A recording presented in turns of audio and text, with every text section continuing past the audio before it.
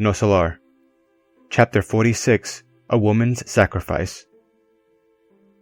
A year had passed in constructive work that brought me immense joy. I had learned to be useful and had encountered the pleasure of service, experiencing increasing joy and confidence. I hadn't yet returned to my earth home in spite of the immense desire that burned in my heart. I had at times intended to ask permission to go there, but something always seemed to hold me back.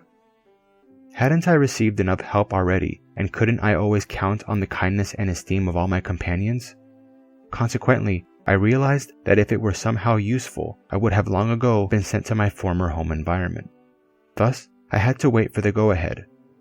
Furthermore, although I was working hard in regeneration, Minister Clarencio was still the person responsible for my stay in the colony. Laura and Tobias never grew tired of reminding me of that fact. I had met with the benevolent Minister of Assistance many times, but he always kept silent about the matter. Moreover, Clarencio never changed his reserved attitude in performing duties regarding his authority. Only on Christmas, when I was involved in the festivities in Elevation, did he touch lightly on the subject, guessing how much I missed my wife and kids.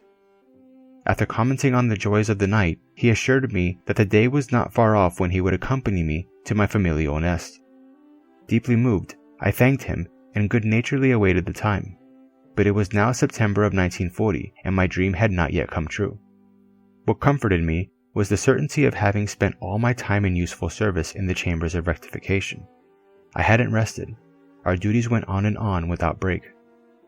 I had become accustomed to helping the patients, and I had learned how to interpret their thoughts.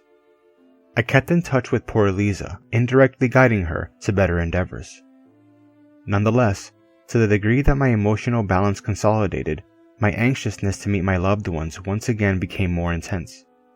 I missed them so much, and it hurt me deeply.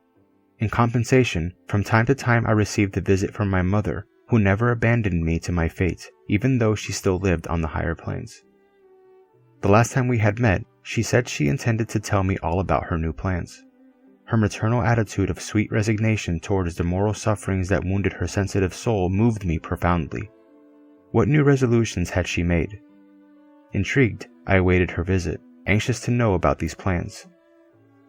During the first days of September 1940, my mother came to the chambers, and after kind greetings, she told me of her decision to return to Earth. She gently explained her plan. Surprised and displeased, I protested. I disagree. Return to the flesh? Why? Why start out again on the road of darkness without any pressing need? Showing a noble expression of serenity, my mother replied, "Haven't you considered the afflicted condition of your father, my son? For many years, I have worked to uplift him, but my efforts have been in vain. Laerte is a skeptic with a poisoned heart. If he persists in such a negative attitude, he will be drawn into deeper abysses. What ought we to do, Andre?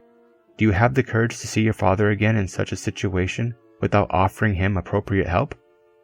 "No," I answered, greatly impressed. "I would work to help him." "But you could assist him from here, couldn't you?" "Of course, but spirits who truly love don't limit themselves to lending a helping hand from afar. What good are a lot of material riches if we can't share them with our loved ones? Could we stay inside a palace while our children were out in a storm? I can't remain at a distance. Since I can count on you here, I'll join Luisa in order to help your father to find the right path once more." I thought and thought, then replied, "I would still insist. Aren't there ways to get around this eventuality?" "No, it's not possible. I have thoroughly studied the situation, and my hierarchical superiors have agreed to my wishes. I can't raise the lower to the higher, but I can do the opposite. What else could I do? I cannot hesitate for a minute. In you, I have support for the future. Don't lose your way, my son. Assist your mother when you are finally able to travel between the spheres that separate us from the Earth's surface. Meanwhile, take care of your sisters, who may still be in the darkness of the umbral in active work of purgation. Very soon, I'll be once again in the world, where I'll meet Laerte to carry out the work the Father will entrust to us." "But how are you going to meet him? In spirit?" "No," she replied with a significant expression on her face. "With the cooperation of some friends, I located him on Earth last week. We prepared him for his imminent reincarnation without him being aware of our direct assistance.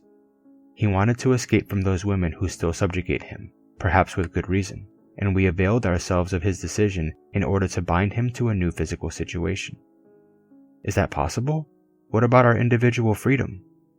My mother smiled, somewhat sad, and explained, there are some reincarnations that occur drastically.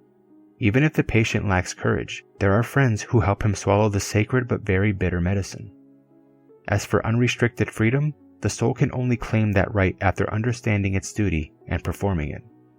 Besides, it is necessary to understand that the debtor is a slave to what he has committed himself. God created free will. We ourselves created fatalism. Therefore, we have to break the chains we have forged for ourselves. While I lost myself in serious thought, she returned to her previous observations. The unhappy sisters who persecute him don't want to lose him, however, and were it not for the divine protection of our spirit guardians, those women could have perhaps deprived him of this opportunity for reincarnation. My goodness, I exclaimed. Is that possible? Are we at the mercy of evil forces to that extent? Are we mere puppets in the hands of our enemies? These questions, my son, she explained very calmly, should stop in our hearts and on our lips before we contract any debt and transform our brothers and sisters into adversaries along the road. Never take any loans from evil. And what about those women? I asked. What will become of those unhappy creatures? They will become my daughters over the next few years. You mustn't forget that I am going into the world to help your father. No one is able to help effectively by intensifying the forces of the enemy, just as on Earth you can't put out a fire with gasoline. Love is indispensable, Andre. Those who don't believe in this truth go astray, wandering around in the desert. Those who err leave the true road and sink into the swamp. Your father is now a skeptic, and those poor sisters carry heavy burdens in the mud of ignorance and delusion. In the not-too-distant future, I will embrace them in my motherly arms in the course of fulfilling my new life experience. And as she gazed at the horizons of tomorrow with shining and moist eyes, she concluded, and later on, who knows? I may return to Nosso Lar, surrounded by other sacred affections for a great festival of joy, love, and unity.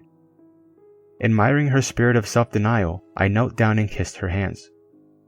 From that moment on, my mother was no longer only my mother. She was much more than that. She was the messenger of assistance, who knew how to transform enemies into children of her heart in order to help them once more to find the pathway of God's children.